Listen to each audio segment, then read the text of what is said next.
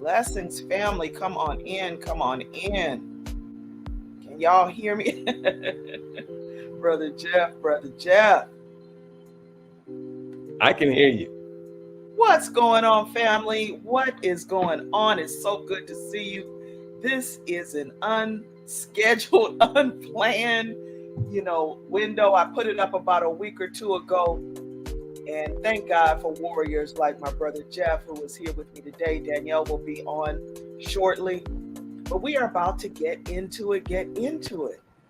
And I tell you, there is some stuff going on in the world. If you're just tuning in, my name is Love Tashia Asante. I'm joined here today with Brother Jeff Fard. I'm going to give him a proper introduction in just a second because this brother is doing some good work out there in the world. And I want y'all to know about the projects that you can support with your dollars, with your votes, everything else that we are trying to do positive in the world.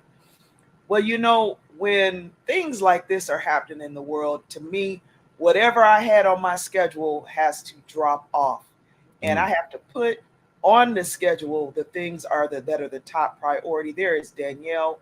Welcome, welcome. We're going to add you to the stream. Good Wonderful. morning. Good morning. Hey. Hey, family. How you guys doing? We are good. We are good. If you're just Awesome. tuning in, I see y'all jumping in. Welcome to the window. I'm your host, Love Tashia Asante. This is a special edition of the window. We are addressing some very serious issues today, family. This was like emergency surgery to me. That's how I view this. It's like, this is not something you can put off. I don't care if you're on your way to the barbecue, pull over and get on this live. If you're tuning in right now, I need everybody who is on my page, all 5,000 of you, to share this video. This is going to be one of the most important shows I've ever done because we are in such a critical time in history. I'm joined today with Brother Jeff Fard from Denver, Colorado, as well as Danielle Young Combo from Aurora, Colorado. And I, of course, am here in the Palm Springs where the heat is downright disrespectful. So, right, this is no joke, as Pinky would say. It is downright disrespectful and it has no respect for persons. Okay, right, right. So, this event today, I just want to plug, is sponsored and produced by the Healing Racism Academy and the I Teach Love Institute, funded by the Calliopeia organization, wonderful, wonderful foundation that funds programming like what we're getting ready to do today, and also by Noble Trinity Media, House of Pinky, and In the Meantime Men, and the National Amasi Centers. Our community collaborators, actually, two of them are on the phone right now, and they're going to tell you more about their organizations in just 1 minute. So the topic for today's show, please share the video. Again, if y'all tuning in, we need to see record numbers today. This is serious. I don't care if y'all are on holiday because this is emergency surgery. So I want to just introduce our guest, and then we're going to go right into the topic. So I'm so honored to be joined by an incredible community organizer, activist, educator, doing work in many genres. He's going to tell you about the projects he's working on right now and where to send the checks, right? This is a new day, and we have to support each other to keep this work going.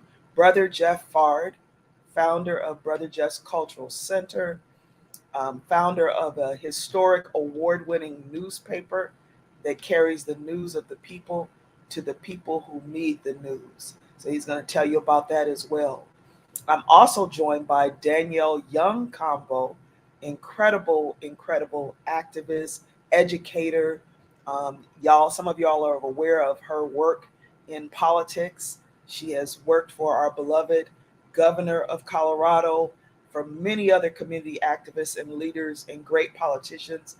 Her work with the Biden-Harris campaign is historic and notable.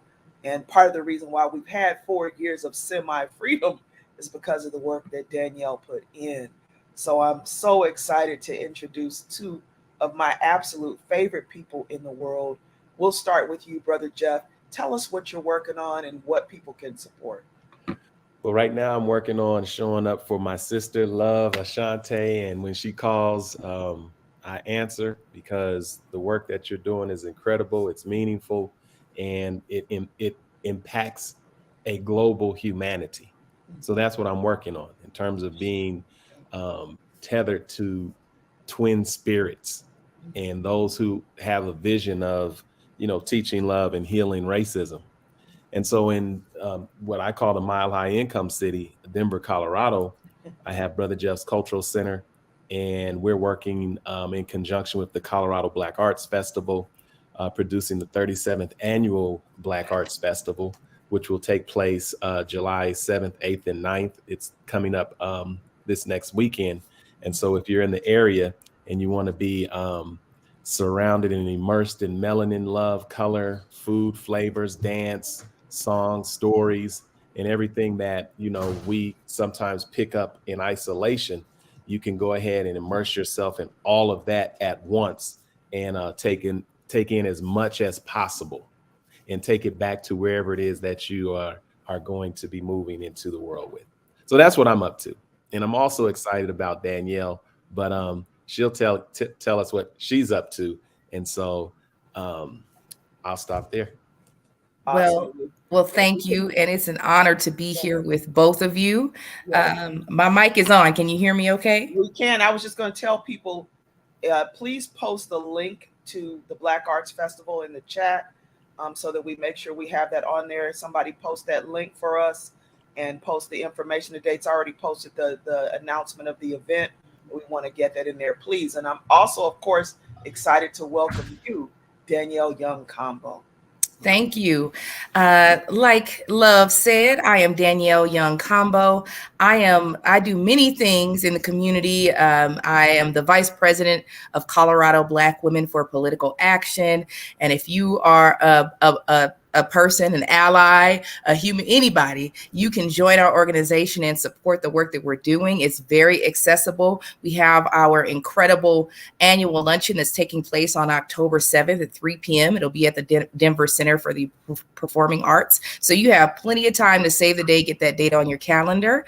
And in addition to that, I am managing a campaign. I am managing a campaign for Aurora City Council for Dr. Thomas Mays. I just signed on just several days ago, so it's quite new. But if you are in Aurora, we need your vote. I'm also supporting as a political director for Rob Andrews, who's running for the mayor of Aurora, a brother. And we have to come out for this brother and support him. So if you are an Aurora resident, we need your votes. And with that said, my opinions are my own. I am representing myself in this space. So the things that I say are only from me. And so I don't, of course, we want to be as forthright and forthcoming as we possibly can on these issues that we are talking about today. I am also the proud mother of 4 teenage sons who are members of the Aurora NAACP youth branch. So if you have young people who live in Aurora, please get them to join. And I also advise them as well. So lots of work that I'm doing. There's many, many other things, but I'll leave it at that. Very good. Thank you, Danielle. And thank you, Brother Jeff, for taking time from your holiday weekend to come on to talk about this most important subject. What I entitled the show today is Authentic Diversity, Equity, and Inclusion. And I chose that name because it has become kind of the buzzword of today's culture. And I feel like a lot of people don't really understand what diversity, equity, and inclusion is all about. It's the new fundable thing. So people who ain't never been interested in race or racism are jumping on board. And this is why I wanted to bring speakers, and this is going to be part of a series, who have been on the front lines doing this work for years and years and years, decades, really. If you're just now signing on, my name is Love Tashia Asante. I'm host of The Window. I am founder of the Healing Racism Academy and the I Teach Love Institute. Healing Racism Academy is also the author and creator of the Blueprint for Healing Racism. So you can go to iteachloveinstitute.com and learn more about the Blueprint. which was created based on the input of people like the two speakers who are on with me today, people like Cleo Manago, people like Najee Ali, all had a hand in what I put into the construct of the Blueprint for Healing Racism, as well as creating global hate and racism free zones. So that is part of it. And again, we thank our sponsors, we thank our funders. We couldn't do this work without you. And we only need to raise about $5 million more, right? to do our work. So we want you to donate today. Go to the website, tell people about the work. And if you're tuning in, thank you. I see these numbers rising. Please share the video. If you're on watching with us now, this is one of the most important shows that I've ever done. And I'm so, so happy to have these two speakers with me. There's no better that could be with me today. So let's jump into this topic, family. Just days ago, the Supreme Court voted to end affirmative action, stripping away protections that ensure equal opportunity. This decision was preceded by the vote to ban books by Black authors and any authors of color, or basically any book that even speaks on ethnicity or culture. Those books are banned in classrooms and libraries and colleges, and as well as the prohibiting of teaching Black history. This is real erasure, okay? Add to that, just months ago, the banning of abortions across America, certain states where it is now illegal, and you can go to jail for exercising your right to choose what happens to your body, right? We see a clear path of oppression and what I call the reshackling of America's citizens. Now, today, we're going to dive into this topic. We're going to do it from a perspective of solutions. That is what I'm always about. I don't think it's enough to complain and talk about the problem without brainstorming solutions. And I want to thank you so much for everyone who's coming on, who's tagging. I want to thank you. I see you, House of Pinky Dewberry. Thank you so much for tagging all those people in this video. And thank everyone who I see sharing the video. We really appreciate you. Let's continue to get these numbers up. So I have 3 questions, and we're streaming live right now to the window, our group where we have hundreds of members. We're streaming live to YouTube, to dual YouTube television stations. So we have people watching all over the world right now, from Africa to America. So I have 3 topics from my speakers, or 3 questions under the banner of our topic. The first one is what you see as effective responses by the American people to the recent ruling to end affirmative action. I'm going to say all 3 questions, and then we'll go back and start with them. Number 2, what message do you feel our government is sending us as citizens by blocking the school loan forgiveness program that President Biden spearheaded and put on the books in an effort to, equal the footing of people who are struggling and Americans who are hit hard by the economic losses from the COVID pandemic and just plain old everyday life? And then the last topic for today is effective responses to the banning of Black books and Black history programs. How can we respond to this? What are solutions to this? What should we be doing? And I put as a bonus, we're going to close the show with this. So be thinking about this, Jeff and Danielle.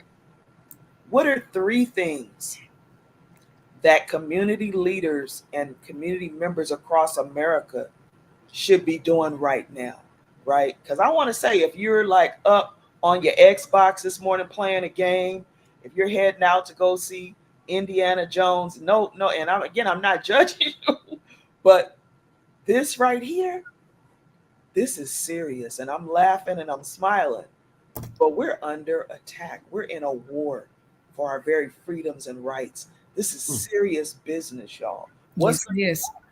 Is it going to be outlawed for us to be Black, for Black people to be without shackles? I mean, what's next, right? This is scary stuff. Rolling back laws that, have been in place, legislation that has created even, and we're still not on equal ground, but some semblance of equality in America. This is serious stuff. And we have to look at the writing on the wall. And if we want to sit over there and be quiet and be asleep, as that Pat Parker poem says, I didn't do nothing when they came for the Black folks. Mm-hmm. I didn't do anything when they came for the Latinos. I didn't do anything or say anything when they came for the immigrants. And by the time they got to me, there was no one else left to call. Paraphrasing, of course, the famous poem by warrior poet Pat Parker. So with that, we're going to kick it off, and we'll stay in this order. Brother Jeff, if you would start with that first question, what do you think are effective responses by the American people to the recent ruling to end affirmative action? Wow, thank you. And that's a powerful question, because I think that we must first begin in terms of answering that question with a critical analysis of what is an American. And if we don't understand what an American is and who's included in that definition and who has historically been excluded from that definition, then we will be struggling to have the same answer from various vantage points. So I'm going to come from the vantage point of what does the current ruling and the message say as it relates to Black people. And what it says to me is that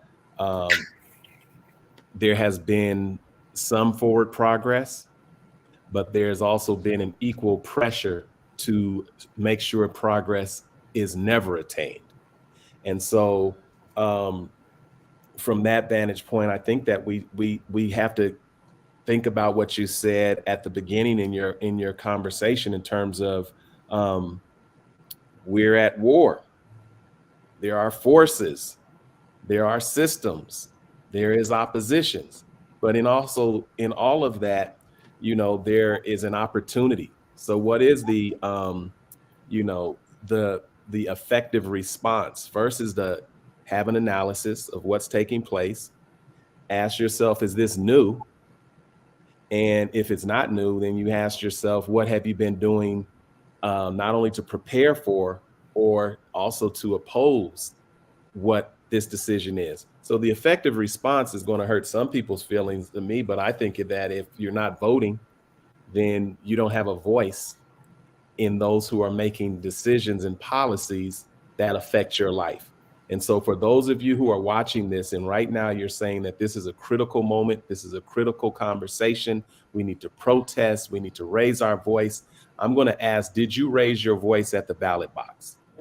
And if you did not, I'm not going to shame, I'm not going to blame, I'm not going to point fingers. I'm just going to say we have a different approach as it relates to the solution.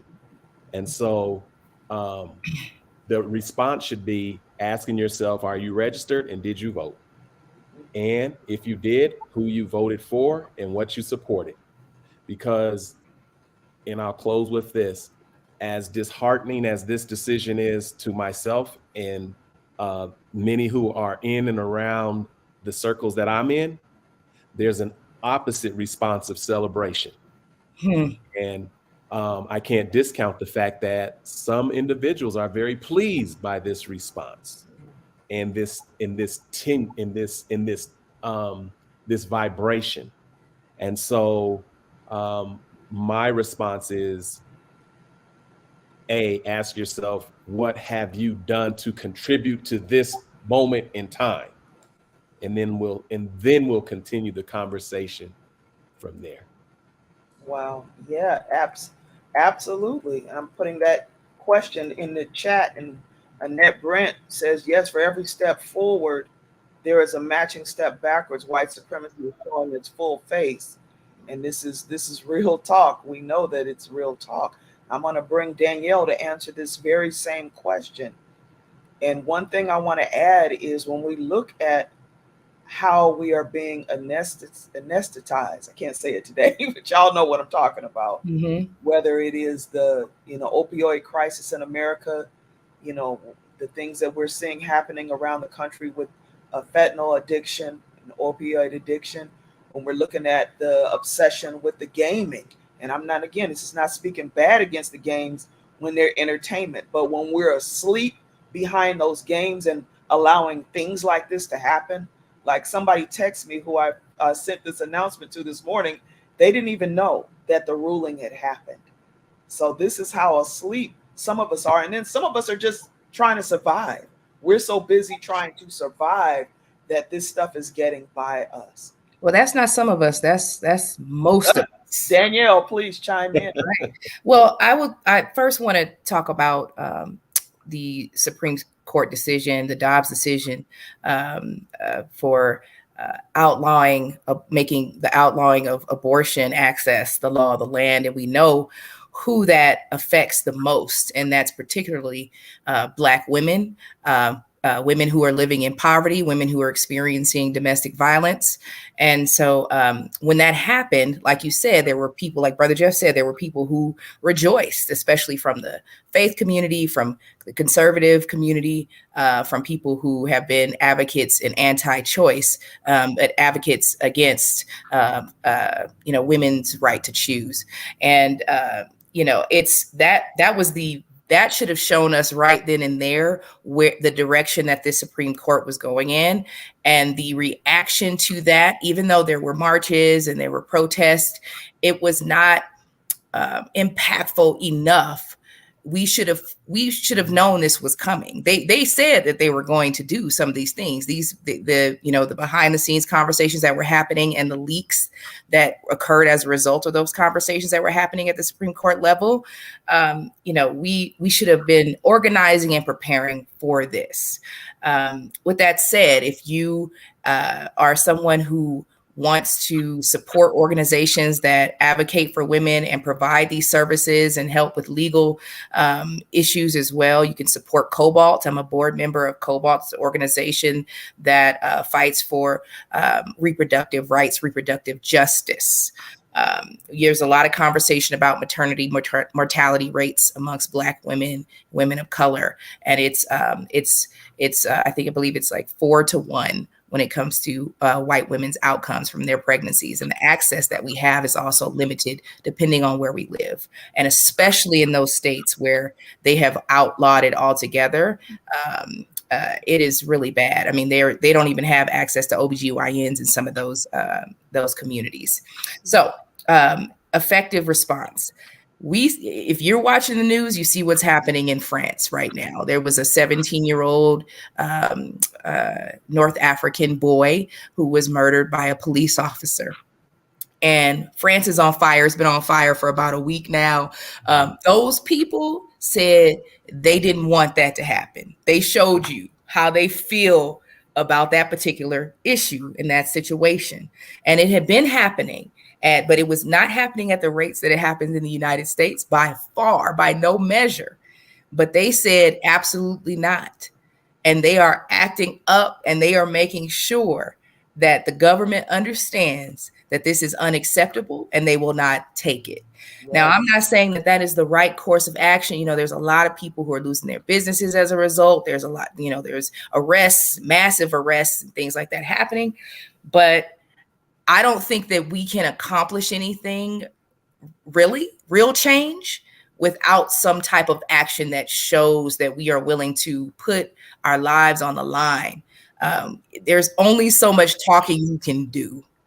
And again, my opinions are my own, but I've been watching what's been happening, and voting is important. Absolutely. Registering to vote, being aware of who the people who are representing you are and what their platforms are and where they stand. And then also people who are currently in office, looking at the work that they've done and whether or not they should continue in that role and whether or not they should be replaced. So you should be thinking about organizing, voting, running for office. If you have the ability and the desire to lead, we need people of different backgrounds and different lived experiences and, just different understandings of the realities that we are facing as the majority in this country, in terms of who the middle, the lower middle class, poor people, like we are the majority. The 1%, that's exactly what that means, is 1% of the population who is controlling all of those things. So I would say we need, in addition to a comprehensive approach and planning and organizing around voting and getting folks elected to office who are going to be representatives, true representatives of the people.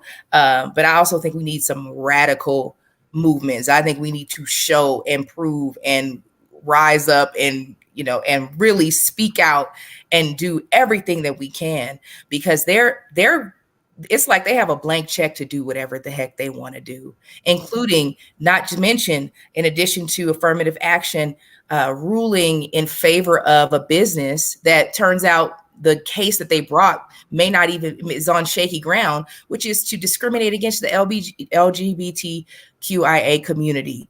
So you can say, well, my beliefs say, I don't agree with this. I don't have to do business with you. I don't have to serve you.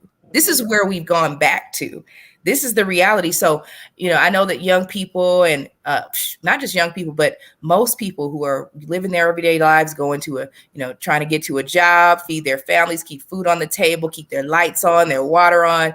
We know the cost of groceries, everything has gone up since the pandemic. It's hard on a lot of folks. It's hard on two income households, but it's still important for everyone to stay engaged, to know what's happening around them when it comes to the political sphere, the political arena. And if I can jump in there, this is a great point. Pinky says we need radical movement. Absolutely, we need a radical movement. Absolutely, all of these solutions that you and Brother Jeff have just listed are things that we want to observe. And I'm putting them in the chat so we have a record of this. So please share the video if you're just tuning in. We're talking about authentic diversity, equity, and inclusion in America. We're also responding to the recent ruling of the Supreme Court to end affirmative action. And I just also put a call in to the ancestors in our chat. I called in Fannie Lou Hamer, Sojourner Truth, Harriet Tubman, Frederick Douglass, Malcolm X, Martin Luther King, and so on and so on. And as I say in my tradition, Ibaye Torun, which means to our ancestors in heaven. So calling them into this discussion, calling them into this moment in history that they are with us. Asia writes to the group, to the panel, they try to keep us separated, because if we all came together to fight for our rights, we would absolutely see some real change. That is so true. Division is something that has been used. So what we are facing, again, if you're just tuning in, recent rulings, a sequence and series of recent rulings and changes in our legislative system and changes to our laws, and even things that are part of the Constitution that are being radically severed, changed, ended, and discontinued. And I want to just put this on the discussion board. This is hot off the press. It was posted by Niecy Nash this morning. If we don't think that this is real, family, if you don't understand the seriousness of this recent ruling, Disney's chief diversity officer exits. Warner Brothers Discovery lays off diversity execs Karen Horn. Netflix first head of inclusion, Verna Myers, to step down. The Film Academy's vice president of impact and inclusion, Janelle English, exits the organization. Do you see what's happening, family? If you're just tuning in, okay? Everything in the mainstream media, every outlet, everything that they're saying, y'all done had a little too much freedom, and we got to put you back in prison. We got to silence you. We were but love, take away your microphones. What do you think? Now, this is what I really want y'all to talk about or think about, those who are viewing. What do you think is next? What are they gonna go for next? I know I'm passionate about this, and I just have to say, I don't believe. Go back to you, Brother Jeff, in just a second. I know you need it. Go ahead, Danielle. We were ever free. I just don't believe that. I just believe that it was like window dressing. And I'll let Brother Jeff speak, but for us to be in this place at this point in 2023, where we have gone so far backwards, we were never truly free. That's my thoughts on that. And I hate to go negative, but that's just how I'm feeling right now. And I have to be honest about that, because I'm just really affected by this, and it's affecting me physically. Yes. Yes, this is real. Jeff. Well, I want to just take a moment to even expand on the discussion and what we're looking at. And for example, when we're talking about solutions, one of the solutions is to understand the moment you're in and what you're facing and what this discussion is all about. The average person may not even know the significance of this moment. I know we do, because we're probably the choir. But what this ruling really states, it's dealing with higher education and access to higher education, and who gets in and who gets out. And like Danielle said, who is free and who is not. You see, these are the dichotomies and the pressures that we're dealing with. And so the Supreme Court came down and said that race could not be used as a factor in admittance into institutions of higher education. And they were discussing this as it relates to suits that came forward from, I believe, Harvard and the University of North Carolina. And so the front-facing proponents of this affirmative action or race being used as racism, the face of it were Black and brown and Asian people. It was people of color, but the power behind it was not. And so what we can think about in terms of solutions is, who are you working on behalf of, and who's shaping your narrative? Because now what I think I'm hearing is someone saying that the discussion of race is somehow racist.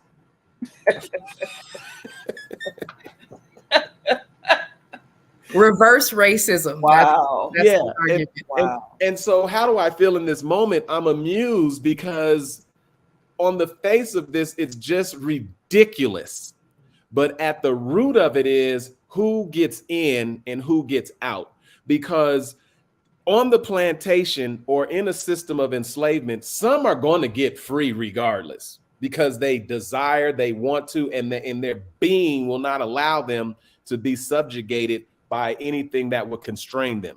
And then there are others that are just trying to figure it out. And then there are others who just think it's normal. And then there's others who are pushing the pieces around. So regardless of what the Supreme Court does or anyone does, it depends on where the power is in your life to dictate and constrain what you're going to do, where you're going to be. And so we know that education, true education, I'm talking about the type of education that will lead to advancement for you and generations, etc. I'm not talking about conditioning. I'm not talking about a good job, something that allowed me to get a better job on the plantation. None of that is education. Some of that's position. However, those who understand education know that the masses need to be away from that. And so this decision has arguably rolled back this affirmative action approach, where the country was wrestling with and grappling with, the treatment of Black folks. Yes. See, when these folks start talking about race, they're really talking about Black people. Yes. Like, what are we going to do to, address what happened to or the condition of Black people? And everybody in harmony likes to say nothing. And so I know I'm taking a little bit of time, but I just wanted to kind of lay a foundation, because what the Supreme Court is saying is now race cannot be a factor. Yes. And there are going to be institutions that are going to say, now I have permission to do what I've been doing. Yes. Right. And there's no legal recourse. Nope. Well, yeah. That's what I've been doing. Mm-hmm. And some 68 years ago, Johnson and these cats came about and said, this is what I have to do via affirmative action to close the gap and address these cities that are burning, which Danielle said is taking place in France, was very much taking place in the United States of America also. So they said, let's give a few people some jobs and let's close some of these gaps via education and access to our society And so now you've got a push that says, A, we don't like that. You know, this is a response. Clarence Thomas, Justice Clarence Thomas, was a response to Thurgood Marshall. Yep. Wow. President Trump was a response to President Obama.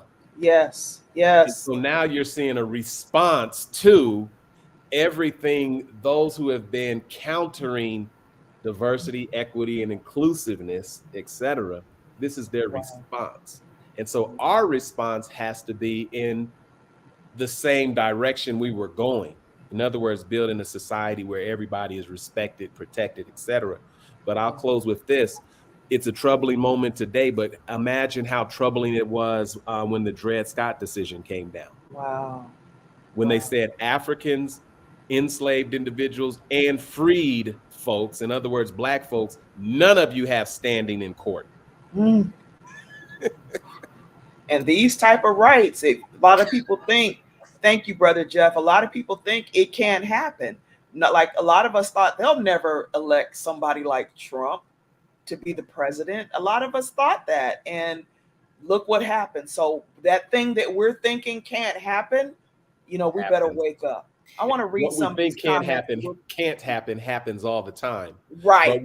But what they think can't be done is done all the time. Exactly. And can I just make a quick comment too? Okay. Just about Justice Clarence Thomas. And you made a good point. He actually, and people have been talking about this, Justice Thomas benefited from affirmative action from university on up to becoming a Supreme Court justice. And I want to make sure that we understand as Black people that just because you look like us does not mean that you cannot be anti-Black. Racism and white supremacy and the oppression has affected us all at every level.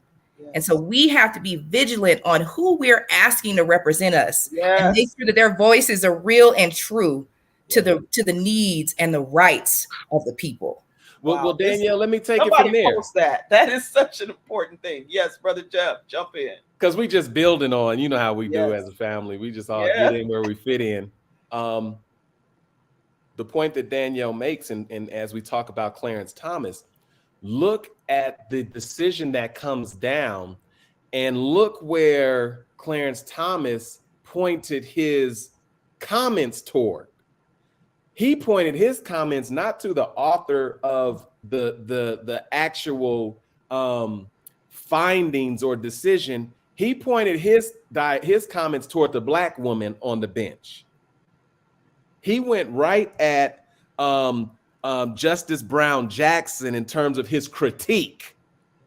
And so what that tells me, even at the highest levels, we will still focus our power to dismantle against each other. Wow. This is the programming. And so just look at what you're seeing at the highest levels. And this is another, remember I said this is really just about an analysis. Yes.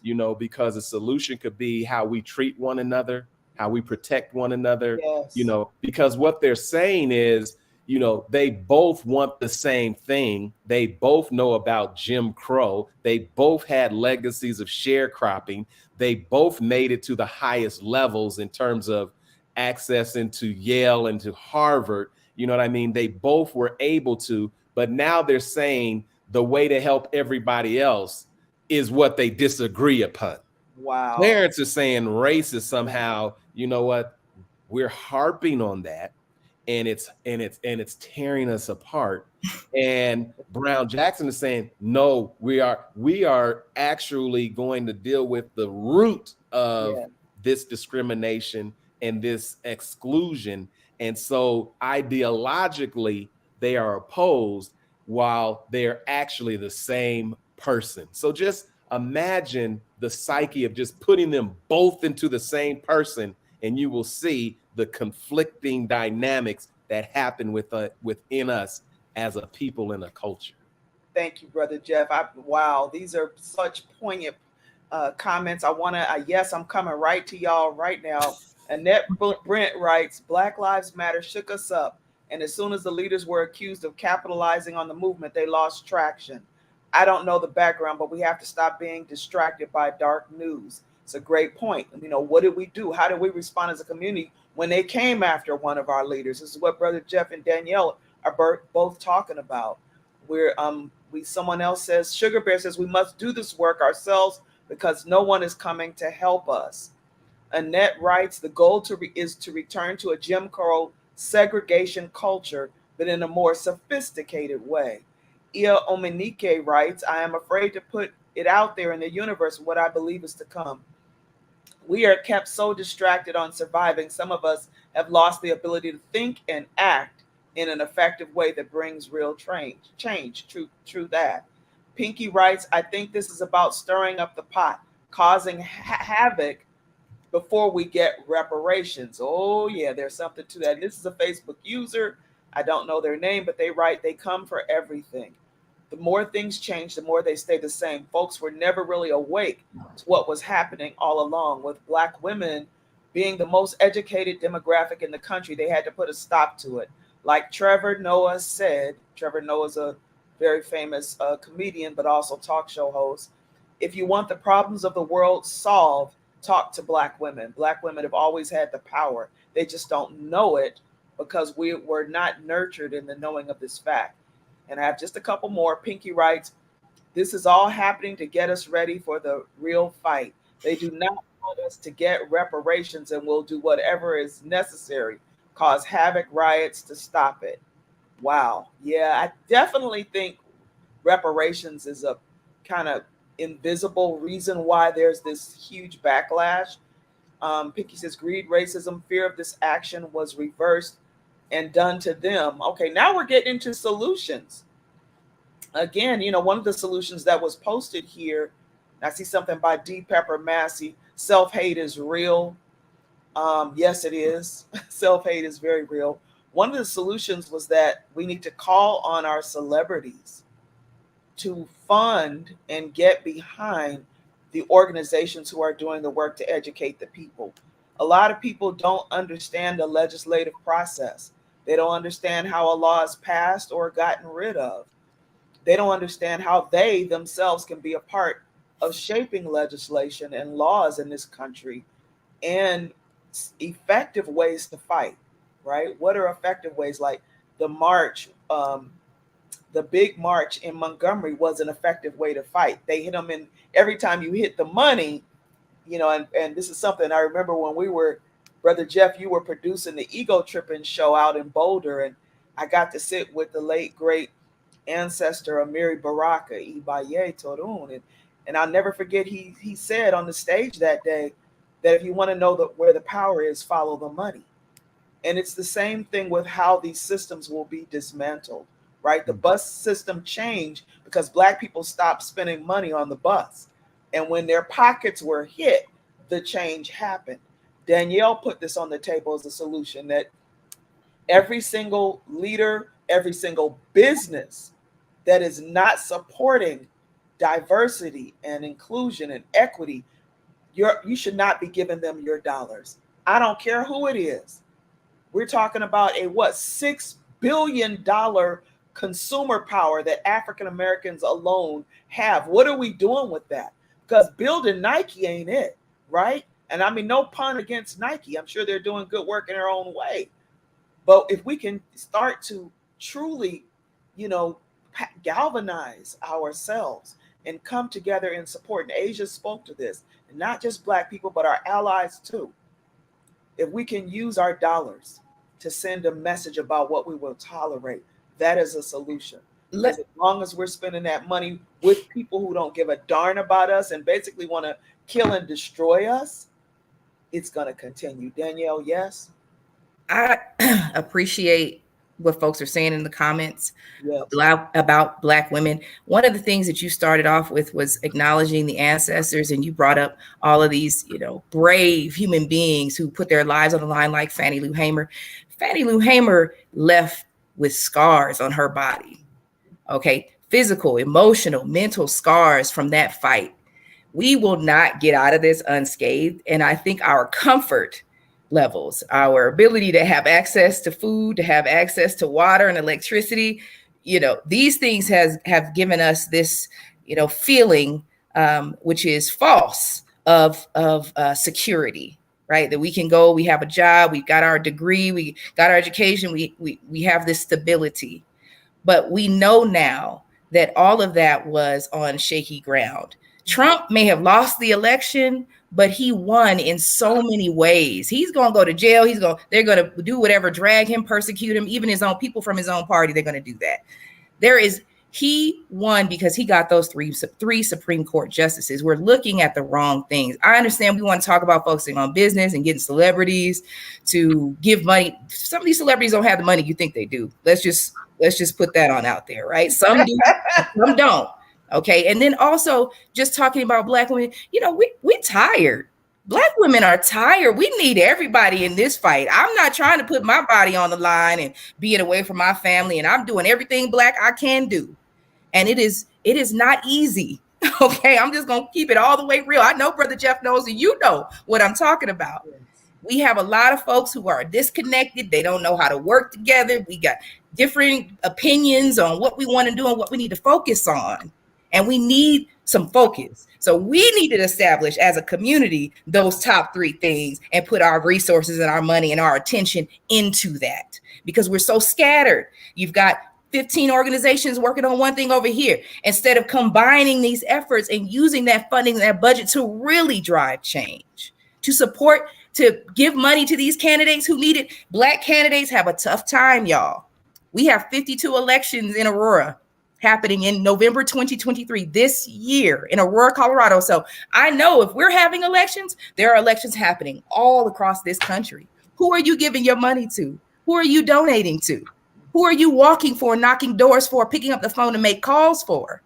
See, it's one thing for us, and I know I'm coming because it's been on me. This whole situation, I didn't even know if I wanted to do this today because I was like, I'm tired.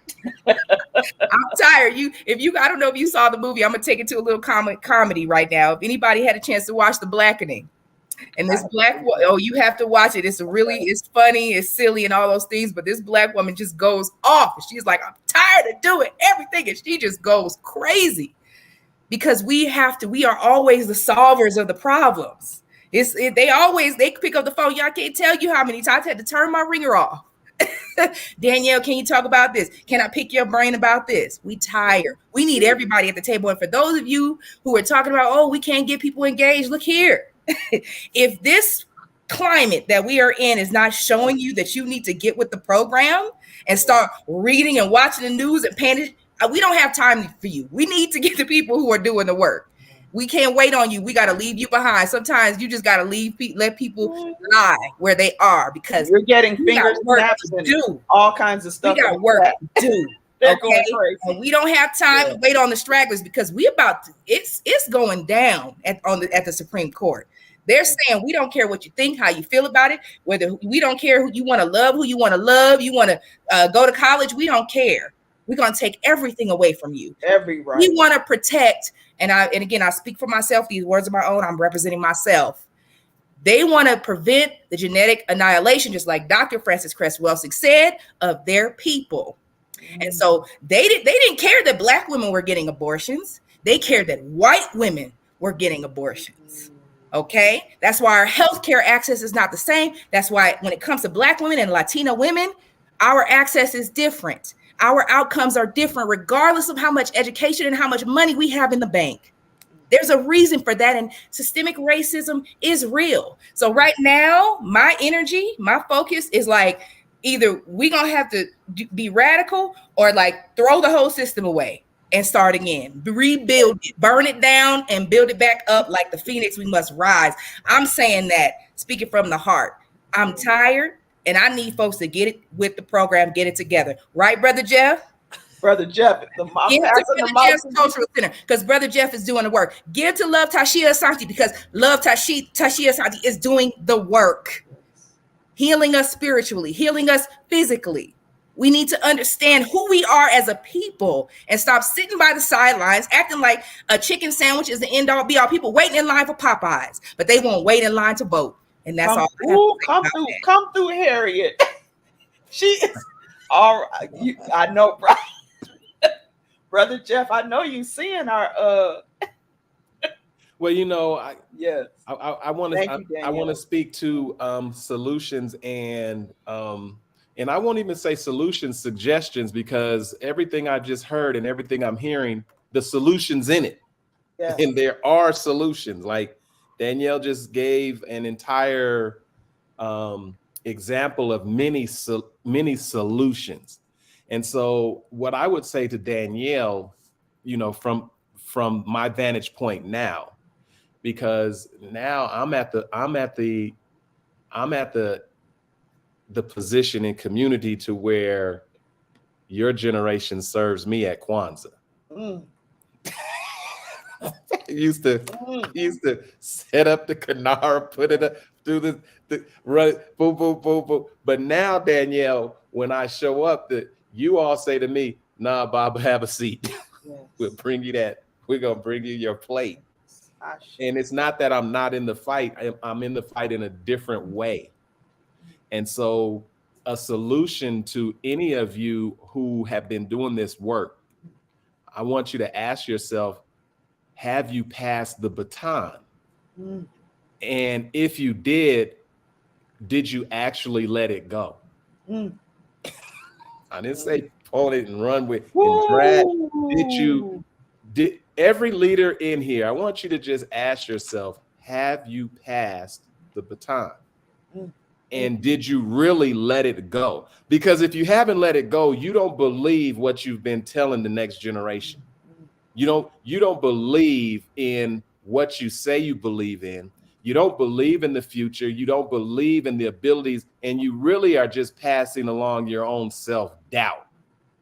And so in Kwanzaa, we light the candle, but it doesn't take any light from the other candle. And at the end of, you know, the celebration, there's 7 candles that are lit. And so how do you deal with being tired? I'm not physically tired. As a matter of fact, I'm encouraged because I can sit here and listen to Danielle and know I saw and contributed to lighting that candle. And so now I don't have to say anything because what you just heard from Danielle is exactly what I would have said. Yeah. And so a solution to me is to believe in yourself, believe in your people, believe in your ancestors, and believe that not only you will win, but you are winning. If you think you're not winning, then they somehow are in your head, giving you this false narrative as if they have power over you, which they don't. Love Tashia says she just talked to the ancestors. That she didn't talk to the Supreme Court. Yeah. You got it. She didn't talk to the legislator. Now she can and she can work with, but it is in the Supreme Courts and the legislatures and the governing bodies to listen to Love Tashia, or else. Yes. In other words, you're passing an olive branch to some individuals who are young, they're recalcitrant, and they're like children, and sometimes you got to spank them and sometimes you give them a pass. And so I'll end with this as a solution: pass the torch, be a mentor. Danielle, continue to believe in those who are around you that are you're mentoring, some who are listening and some who aren't getting it yet, but they're hearing. Some are listening and some are hearing. And focus your attention on how you're going to replace and duplicate yourself many times, even beyond your 4 sons. And then you will be like me, understanding what them elders used to do who just sat in the rocking chair while everything seems a ball of confusion, and the young are running around and doing everything and they're not seeing anything, and the elders are sitting in one place seeing everything. It's experience. And so this moment excites me. Yes. Because I know Danielle's up to the task. Yes. This moment excites me because I know I'm going to help. This moment excites me because for some reason you tuned into this program when you could be doing anything. Yes. And so I'm hoping we are collectively saying we're going to be okay. Yes. And if this work is hard, just imagine how hard the work was for Harriet. Yes. You know, imagine how hard the work was for Sojourner. Yes. Imagine how hard the work was for Fannie. Imagine how hard the work was for Ella Baker. Imagine how hard the work was for Rosa. Imagine how hard the work was for, and just add the names, Yes. Danielle. Yes. Imagine how hard the work is for Love Tashia. Yes. And we've got the universe backing us. Yes. This planet, this place called Earth, weighs 6 septillion tons, and it's hanging in the middle of nothing. In case we didn't know. That's how bad I am. All right. That part. Wow. I know the Supreme Court's powerful, but 6 septillion tons rotating at 1,037 1/3 miles per hour, and you can't feel the motion. Yeah. And if it just stops for a blink, it would throw everything into outer space if it just had a hiccup. So my power is with those who make sure there ain't no hiccups. Yes, yes.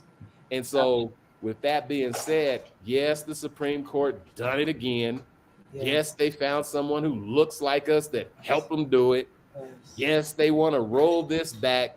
But if they were to be successful, we wouldn't be here today. And I'll go back to Public Enemy, who Love Tashia and I was listening to, touring with, partnering with, when they said it takes a nation of millions to hold us back. Yes. And guess what? They still can. They still can. Thank you, Brother Jeff. We're gonna if we can just if y'all can stay on another 10 minutes just so we can get through the comments and the closing, because we're not going to take you here and not give y'all somewhere to go. This is the beginning of this series, this discussion series around healing racism. And my plan is we're going to call upon the people who have the resources to get behind this group here and a few others that aren't at the table today with us, but will be in the coming weeks. We're going to ask them to put their dollars behind us. I'm creating documents and work and memorandums so that we can have a community and grassroots-based collective that will approach the people that have the resources to truly do this work. And trust and believe the ancestors are already standing behind it. This we know. I'm not going to say more than that right now, and y'all understand. But the work will be done. And when it comes to passing the baton, I just feel compelled to say, I have passed the baton. And I want to explain what I mean by that, is that I passed the baton on doing my work and dying as a result of it from a preventable illness. I passed the baton on doing the work and not knowing how I'm going to pay a bill while I'm doing the work. I passed the baton in doing the work in a way that does not involve people who are going to do the work equally with me, right? I've passed the baton on carrying people who aren't willing to help water the tree and make sure the tree continues and the fruit that the tree bears edible fruit. That's what I passed the baton on. I'm not done fighting. I will never be done fighting until I take my last breath. I will be in this movement. But what I've learned to do is to fight smarter and to fight more effectively and to recognize who is who as I do the work. That is the wisdom and the maturity of an activist who has grown. So we must sustain ourselves, you see. If I don't survive, then the revolution failed. And I had to get that. You see, if I'm not thriving, if I don't have my green juice, if I can't go get my healing work and my massage while I'm doing the work so that I can survive it and stay healthy, I'm out of balance while I'm doing the work. And this is why I did a show once focused on leadership and how to be a healthy leader in the community. Because when I started 40 years ago, I was clueless. And the people around me, when I did that interview, Brother Jeff, I know you remember this with Ramona Africa.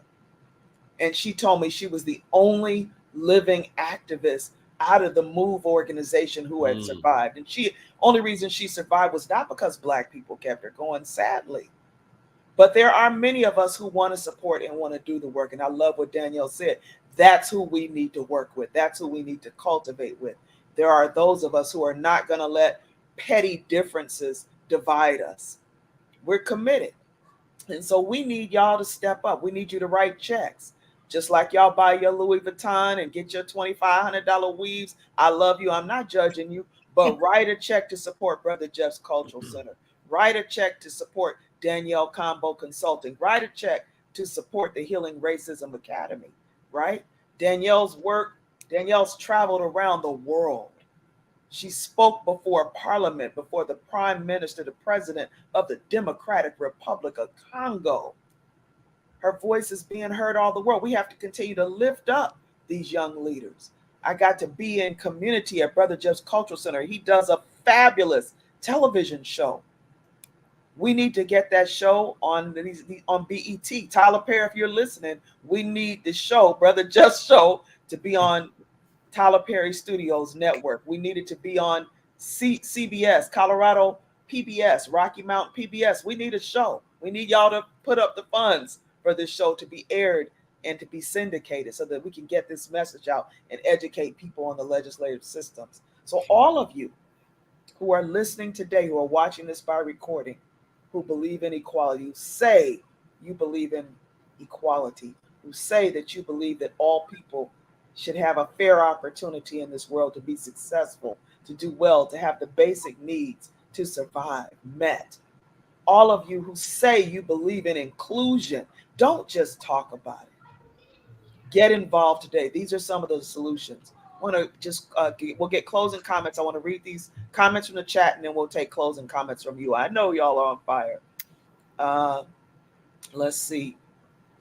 Ia Omaniki says, if it weren't for affirmative action, Clarence Thomas wouldn't have the platform to throw rocks and hide his hands. Walker Beverly says the reason he's not hiding nationalism and the great replacement theory. We need to do a show about that. When are the largest consumers? D. Pepper Massey says, where are the largest consumers in this with the least amount of power? Because we haven't unified. Ashe. As you're talking about Black people being the largest consumers, we have the greatest consumer power in America. Black people spend more money outside the Black community than any other race. When are we going to learn? That's another show. Let's see. Sugar Bear says the destruction hitting our siblings hard in the South, particularly in the country. They have shut down the grocery stores. What? Okay, I did not know about that. Where's the mass media for that? Annette writes, the white population is no longer the majority. They want their power back. If they can prevent abortions, that is one strategy. Danielle spoke about that, to increase their population. By taking back all rights, it preserves theirs. Asia says, the kitchen is hot. Mama, cook them up. Omaniki says, okay. Yes. Annette says, stop all this LGBT mess. Stop killing our babies. Stop killing. Okay, so that's somebody, that's a troll. Let's okay. Right over there. We'll get rid of that one. Mm-hmm. It says, we've got to march from the north, south, east, and west. Oh, I see Annette was paraphrasing. Right. She was saying to stop tripping off of it. Oh, gotcha. Okay. I'm just making sure because she was about to get blocked. Okay. And maybe cursed out because you're not going to disrespect love that she not today, Jesus. Okay. Sugar Bear says we've got to march from the north, the south, the east, and the west and hit them where it hurts, in their pocket. That's right. Okay. Let's see.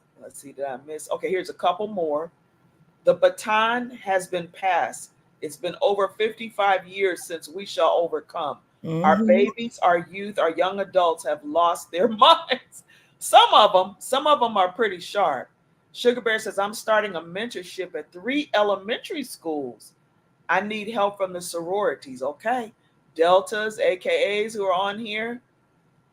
If you don't practice self-care, you will burn out. Yes, you will. You will not survive. Absolutely. It. Okay. Okay. Yeah. Annette clarified that what she meant by that. And she says, let us pray for the people, our siblings in Uganda.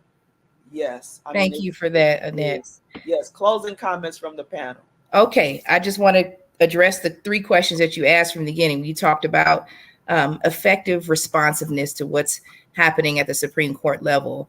I think that we can take some action. There is a solution to that, which is to be as loud as possible, to talk to our members of Congress about voting to pass legislation that will allow them to pack the Supreme Court.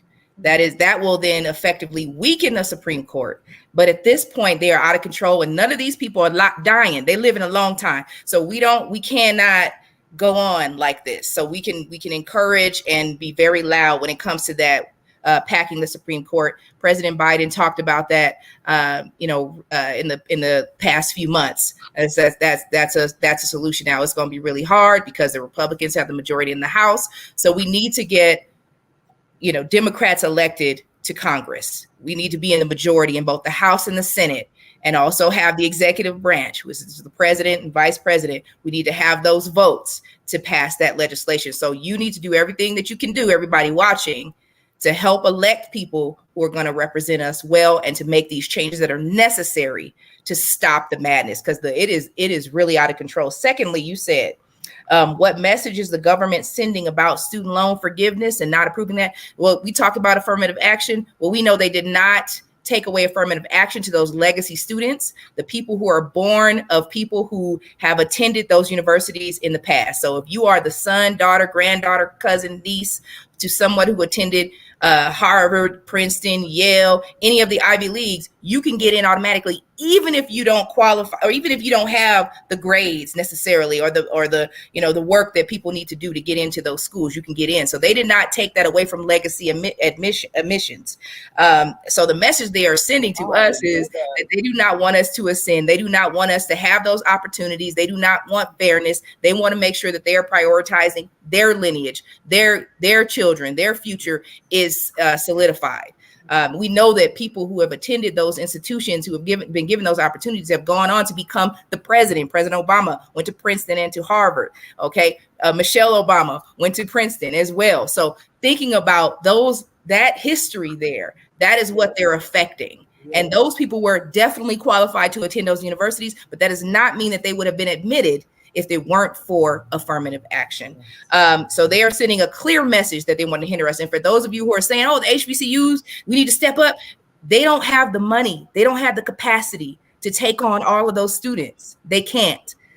They don't have the infrastructure. We're not even talking about just money. We're talking about infrastructure to house those students who would need to go there. So we have to think about optional solutions for virtual, classes and things like that can help make it more accessible. But I'm telling you, it's going to be really tough. The HBCUs do not have the bandwidth to take on all of those Black and brown students. Thirdly, effective responsiveness to banning books. You asked that question. They're not just banning Black books, they're banning any book that relates to LGBTQIA, even if it's like something minor, like just acknowledging that these people, that we are all human beings. Those types of books are being banned. It takes only one person to submit opposition to whatever book they want to get banned. I'm talking about research it. Penguins, books that are, Amanda Gorman, who gave she's the poet laureate. She spoke at the inauguration, the young Black woman. They banned her poetry. They banned that from schools in Florida. So thinking about, it doesn't even have to be a direct, I'm talking about race and racism, and I want you to address this. It could be something that is a children's book that is getting banned. It's so important for us to recognize when there is an infringement upon our rights as human beings. The Constitution states these things clearly. So you must know, you must read, you must examine these notes that were put in place that are supposed to be protecting these rights. The ACLU can't do everything. The NAACP can't do everything. It's people power. We have to stand up. We have to be vocal. We have to show what we support, like you said, with our dollars. But also, we have to be organized together. We have to organize. Those are the 3 points I want to make. Organize, vote, Run, lead. This is very, very important. Support these advocacy groups who are helping these women get access to abortions and to fight the legal system that's trying to charge them with murder, trying to charge providers who provide the services. This is happening in Texas. This is happening in Florida. This is happening in Kentucky. This is happening in Mississippi. These are areas where there are a lot of people of color who moved there for the cheaper cost of living. They do not have access to the healthcare that they need, let alone OBGYN, which is gynecological services, abortion care, which is health care.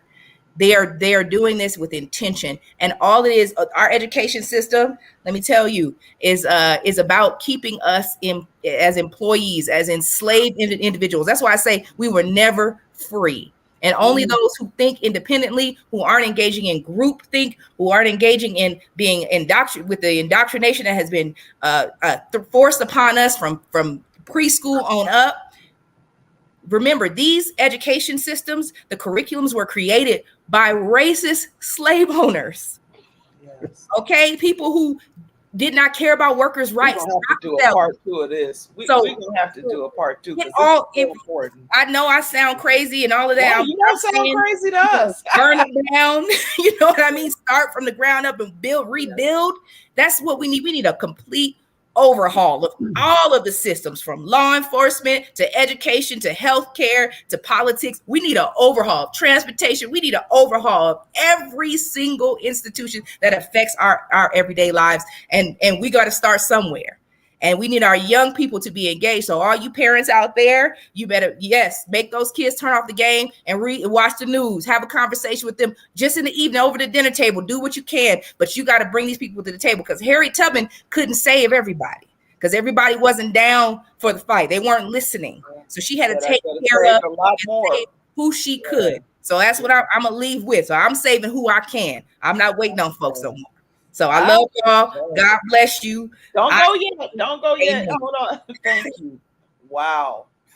Let's just sit in that for 3 seconds. So much love, Danny. That was so powerful. We hear you. We hear you, soldier. We hear you, and we got you. All right, Brother Jeff. Wow. Just thank you for this opportunity, Love Tashia. Thank you, Danielle, for, all of the work that you're doing. If you want to learn more about what we're up to, you can go to brotherjeff.com and make a donation of any amount. One thing I like about this system, or I recognize about this system, is it's resilient. It plays the long game. It expands and contracts. And at the very essence of it, it wants to continue to make sure that Black folks are in their place. Women are in their place. Difference are in their place. Folks that don't have economic standing are in their place. So even if you figured out this nonsense thing about race, where, we want diversity, equity, and inclusiveness, but we don't want race. Even if you were to figure that out and overcome that hurdle, they're going to say, well, we also struck down the fact that we are not going to be paying for your education. So they put a financial hurdle there. So hopefully you're paying attention to the multiple approaches that are coming our way.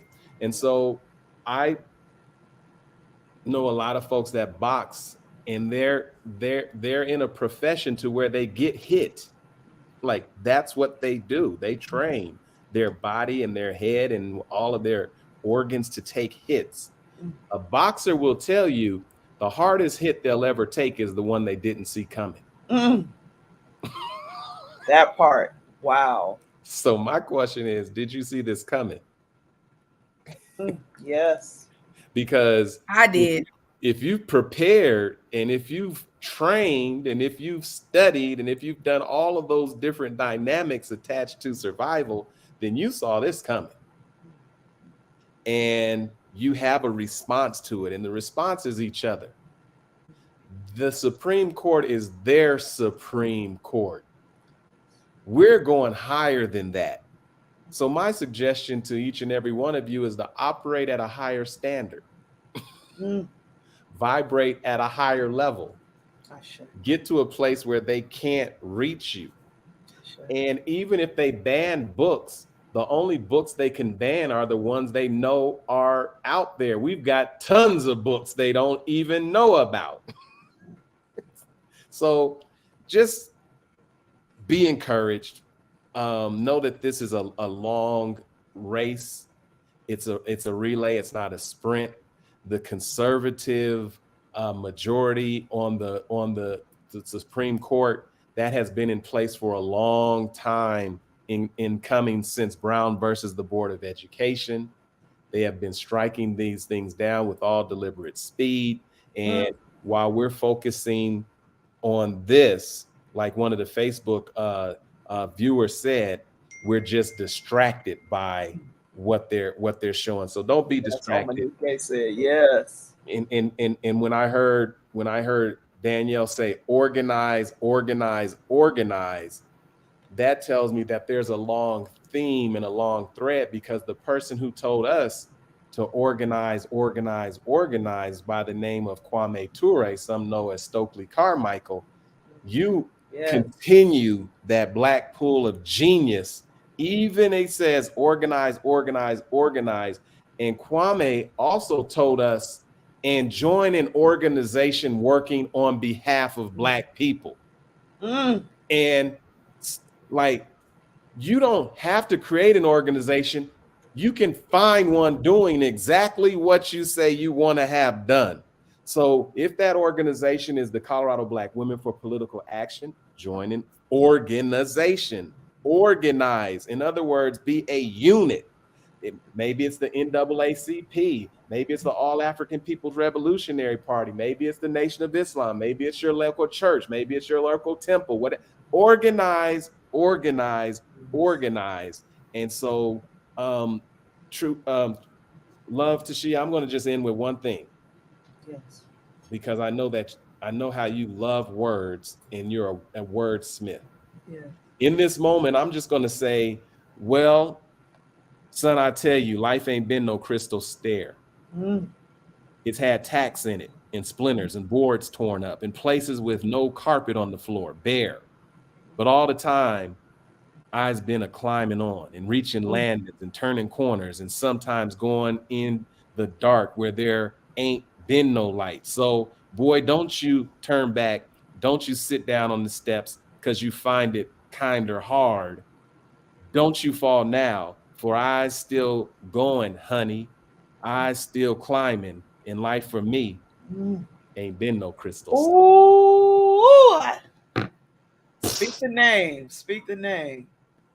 Langston Hughes. Come on now. Speak your name.